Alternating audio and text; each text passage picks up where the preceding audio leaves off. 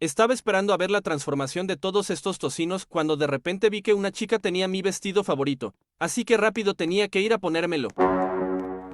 Ya estaba listo, pero cuando regresé la chica ya no estaba aquí, así que fui a buscarla por todo Brookhaven, pero parecía que había desaparecido. Ni modo, había tenido mala suerte, pero me había faltado un lugar por buscar, así que vine al castillo y aquí estaba la chica, pero ya se estaba poniendo otros vestidos.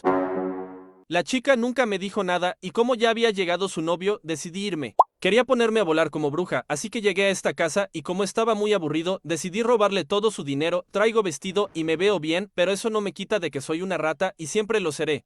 Apenas me estaba preparando para salir cuando llegó la chica dueña de la casa, y me terminó baneando. Y bueno, hoy estaba muy aburrido Brookhaven y no sabía qué más hacer. Apenas iba llegando con estos chicos cuando vi que ya se iban a salir del juego. Y casi no había casas ni personas jugando.